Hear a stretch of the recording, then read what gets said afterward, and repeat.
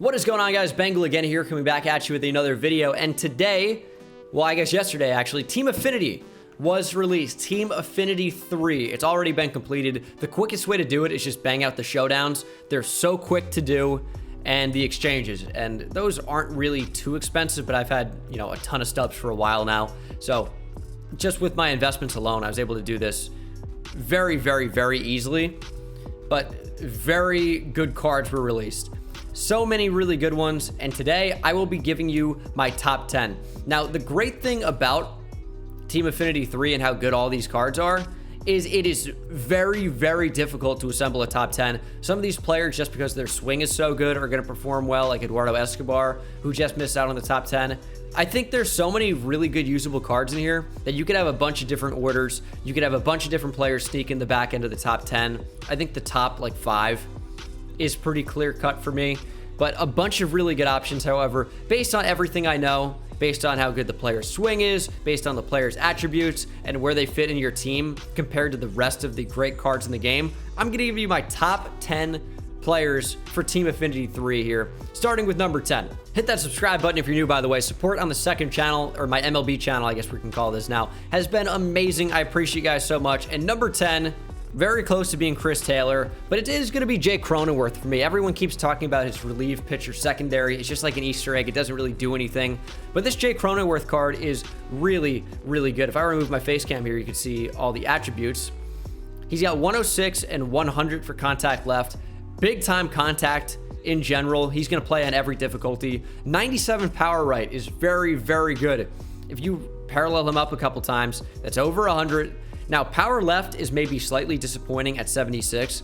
However, I don't think you really expect crazy power left for a left-handed bat anyway. Plus, his defensive speed is so solid. 85 fielding, 87 reaction, 83 speed. Obviously, it's going to take a lot to superfractor this guy, but when you do, you have 90 fielding, 90 plus reaction, speed almost near 90, and then 100 contact to both sides, 100 power against righties, and then 80 plus power against lefties. I just think this card is really, really good. He can play shortstop pretty well. He can play third base, first base, and even relief pitcher, even though you can't actually put him in your bullpen. But this CRONENWORTH card for me, underrated. It's really tough to pick out a top 10, but CRONENWORTH does sneak into it for me. I will say there will be some obvious disagreements in the comment section. I think that's, again, what's part of what makes this so fun. But let me know in the comment section who would you have in the top 10 instead and what your order would be.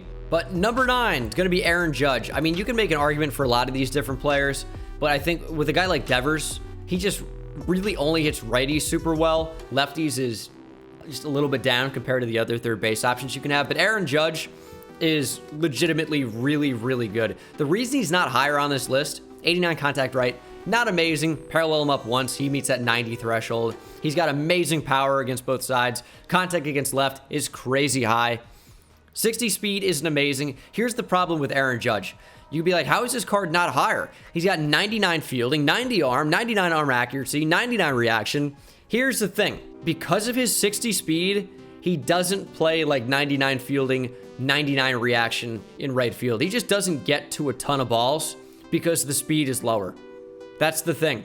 So that 99 reaction might as well be like 79 or 69. Nice. He just doesn't play as well as you think he would in the field because balls are going to get down in front of him because he just doesn't have the speed, even though he reacts quickly to it. Crazy contact numbers and power numbers. It's just contact right could be a little bit higher. Again, parallel him up, it goes 90 plus. You're going to be okay. Really good card. I think he also gets drawn back a little bit because he's 6'7", so his strike zone is massive. But overall, an amazing card. Can't go wrong with Judge. Number 8 is going to be Alex Reyes. One of the better relievers in the game now. He's got maxed out hit per 9, which means that your PCI when swinging is going to be as small as it possibly could be at any time. 115K per 9, so guys probably are not going to foul things off. If they miss the ball, they're going to swing right through it. Don't look at the velocity and break numbers. Those don't really matter. It's just a combination of what their actual pitch mix is and the break on those individual pitches. You got to see what the individual pitch break and velos are. Those are really what matters. But for Alex Reyes, he's got a great pitch mix.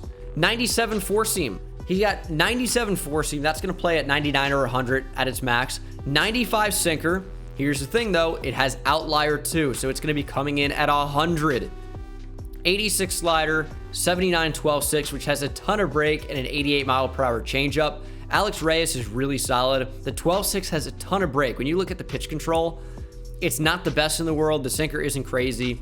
The four seam isn't even all that good. The slider is his best pitch in terms of control, and then the 12-6 and changeup aren't that good. So his control brings him down a little bit, but he's just a reliever with amazing per nines, solid pitches, and throws gas. When you look at the pitch break, the sinker isn't really as good as a typical sinker is in this game, just because it doesn't break that much at only 69. But the 12-6 has big time break. Probably the best 12-6 in the game from what I can see so far. I faced him in my video actually uploaded earlier today against Healy. Check that out. Subscribe to Healy too. He ranked every Team Affinity card in Season 3. Different rankings than mine. So check those out, even though I helped him with some of those. But the 12-6, it's the best 12-6 in the game. The changeup isn't moving a ton, but you can tunnel that with the four seam. The break on that doesn't matter, but the break on the slider, it's a sharp slider. Alex Reyes is really solid. That's why he's coming in at number 8. Number 7 is Salvador Perez. I do think his 95 is more balanced. You get a ton more power right. You get more contact right. The power left isn't minus that much from this card, isn't much lower, I should say. And the contact left is still in the upper 90s or mid to upper 90s. He's just a more balanced card, but this one might be better for your team with all the lefties that you face. Maxed out contact and power against lefties. He's got amazing contact against lefties. He's just so good. Contact and power against righties is good enough. 93 and 90. Like, that's solid. You'll take that. You really will. But very solid. Defensively, I think people take way too much stock in fielding for catchers. It just doesn't matter that much. Like, blocking does matter a bit if you're really burying the ball, but most people aren't swinging at those anyway. So it really doesn't matter. You really only care about the arm, at least for me, or the pop time quirk, but he doesn't have that. Very cool that these cards do get quirks, by the way. It's a solid card. He's decent defensively. He's got the solid arm at 80. Speed's okay at 38.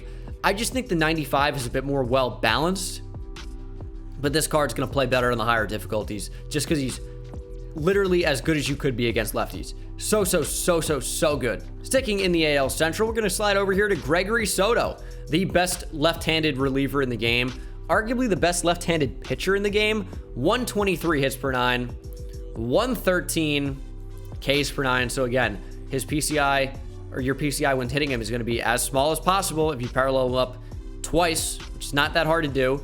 113K per 9. They're going to be swinging and missing. His control is a little bit tough. Only 67 walks per 9, 60 control. Again, we're going to check out the individual control on the pitches. That's going to be the big thing. And we're not really going to care too much about velo or break on the actual attribute section. We're going to care about on the pitch mix. Hit the right stick in. You can see the pitches change in the top right here in a minute. But 95 sinker, really hard sinker.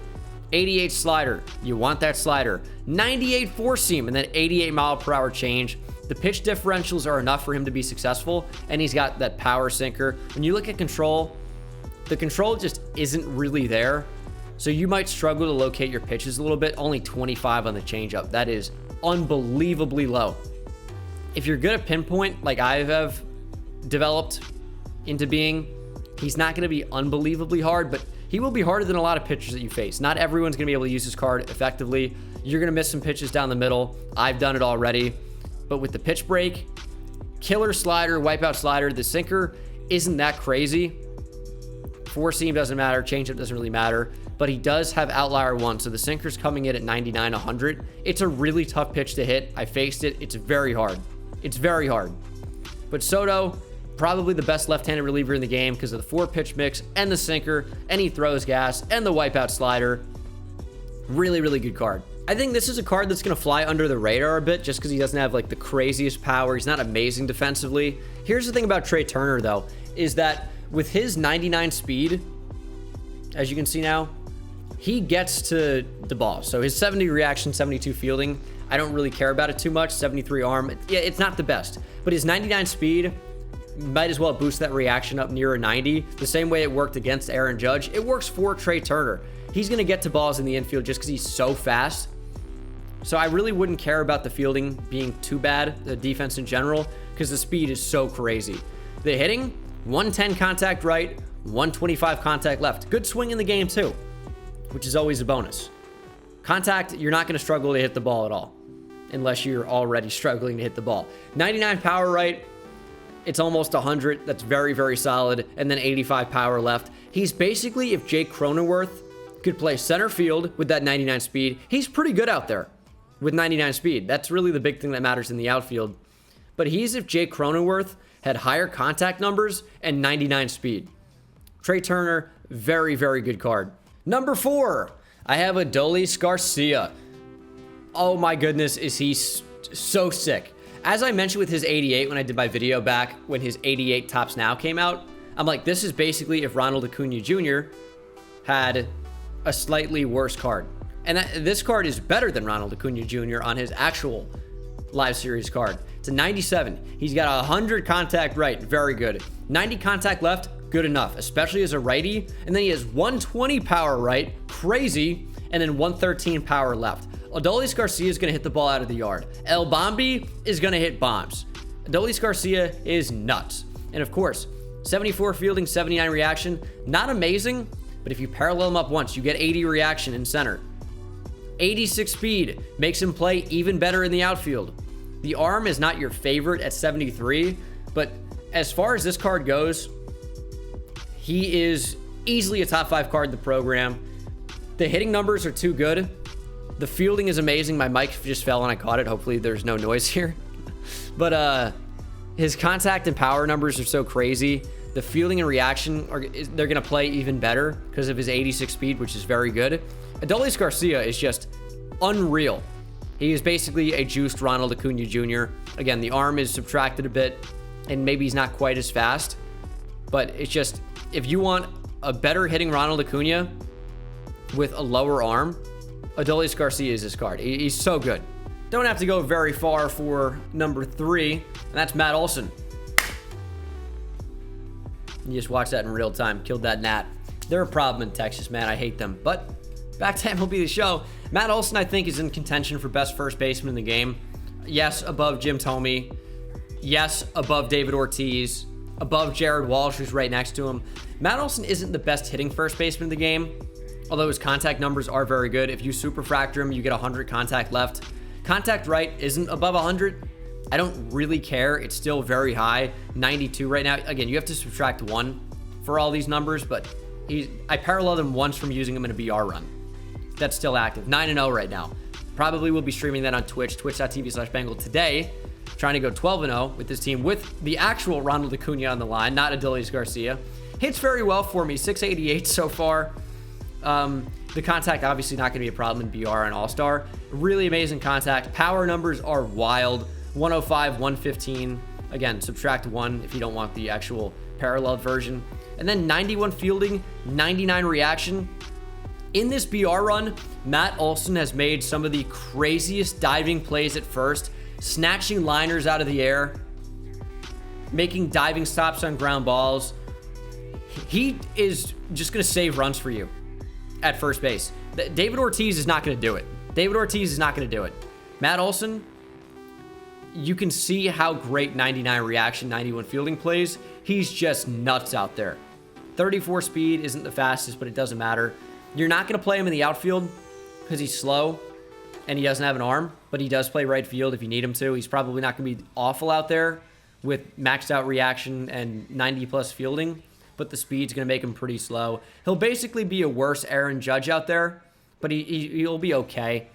Not the worst outfielder in the game, but yeah, you want him at first base. I think he's in high contention for best first baseman in the game, all things considered.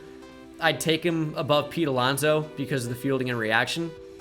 Take him above Trey Mancini. Take him above Prince Fielder for those reasons as well. Matt Olson's nuts. Number 2 is Jacob DeGrom. I don't think this is going to be too much of a surprise. Jacob DeGrom's nuts.